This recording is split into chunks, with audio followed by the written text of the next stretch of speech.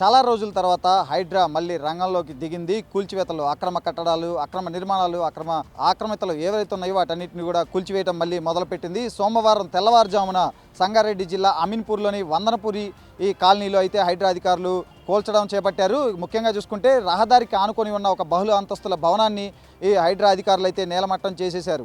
So ఇక ఈ భవనం పైన గత కొంతకాలంగా కూడా అనేక ఫిర్యాదులు హైడ్రాకు వస్తున్నాయి. సో వీటన్నిటిని దృష్టిలో పెట్టుకుని హైడ్రా అధికారులు మరోసారి యాక్టివ్ అయ్యారని చెప్పుకోవచ్చు. చాలా రోజుల తర్వాత, దాదాపు ఒక 15-20 రోజుల తర్వాత హైడ్రా అధికారులు మరొకసారి రంగంలోకి దిగారని చెప్పుకోవచ్చు. అమీన్పూర్లోని వందనపురి ఈ కాలనీలో బహుళ అంతస్తుల భవనం, రోడ్డుకి రహదారికి ఆనుకొని ఉన్న ఈ భవనాన్ని అక్రమ కట్టడంగా గుర్తించిన అధికారులు దాన్ని నేలమట్టం చేశారు.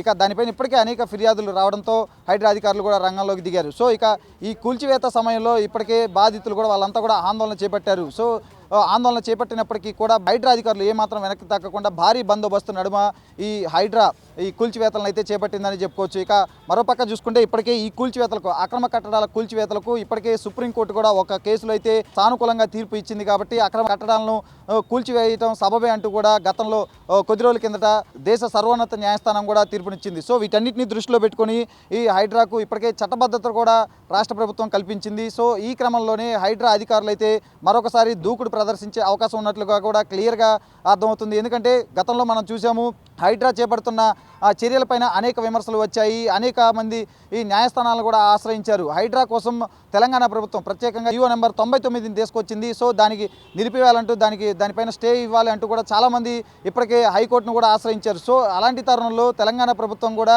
ఒక ప్రత్యేకమైన ఆర్డినెన్స్ను తీసుకొచ్చింది. ఆర్డినెన్స్ను తీసుకురావడంతో పాటు అక్రమ కట్టడాలు కూల్చివేతలే కాదు, ప్రభుత్వ ఆస్తుల పరిరక్షణ బాధ్యతలను కూడా హైడ్రాకు అప్పగిస్తూ ప్రభుత్వం కూడా కీలకమైన నిర్ణయం తీసుకుంది. ఈ ప్రత్యేక ఆర్డినెన్స్ కూడా తెలంగాణ గవర్నర్ జిష్ణుదేవ్ శర్మ కూడా ఆమోద ముద్ర వేయడంతో ఇక హైడ్రాకు అయితే ఒక చట్టబద్ధత వచ్చిందని చెప్పుకోవచ్చు. సో ఇక చట్టబద్ధత కూడా రావడంతో ఇక హైడ్రా కూడా త్వరలో దూకుడు పెంచే అవకాశం ఉన్నట్లు కూడా మనకు క్లియర్గా తెలుస్తుంది. ఇక ప్రభుత్వ ఆస్తుల పరిరక్షణకు సంబంధించి కంప్లీట్ బాధ్యతలను కూడా ఇప్పటికే హైడ్రాకు అప్పగిస్తూ ఇటీవల తెలంగాణ సర్కారు ఉత్తర్వులు కూడా జారీ చేసింది.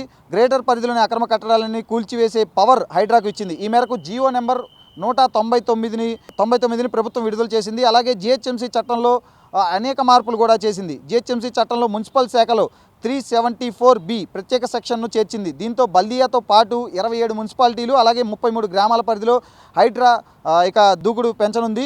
ఇక నుంచి జిహెచ్ఎంసీ పరిధిలో ప్రభుత్వ ఆస్తులను హైడ్రా అధికారులు అయితే పరిరక్షిస్తారు. అక్రమ కట్టడాలకు నోటీసులు జారీ నుంచి ఈ కూల్చివేతల వరకు కూడా మొత్తం హైడ్రా పరిధిలోనే ఉండనున్నాయి. సో మొత్తానికి చూసుకుంటే హైడ్రా చాలా రోజుల తర్వాత హైడ్రా మరొకసారి రంగంలో దిగిందని చెప్పుకోవచ్చు. దట్టు ఇప్పటివరకు వచ్చిన అనేక విమర్శలు అలాగే అనేక బ్రేకులకి వీటన్నిటికీ కూడా ఫుల్ స్టాప్ చెప్తూ ఒక చట్టబద్ధతతో హైడ్రా అయితే మరొకసారి రంగంలోకి దిగిందనే చెప్పుకోవచ్చు. చూద్దాం మరి రాబోయే రోజుల్లో మరిన్ని కూల్చివేతలు ఉంటాయి, మరిన్ని అక్రమ కట్టడాలు నేలమట్ట కాబోతున్నాయి కూడా చూద్దాం.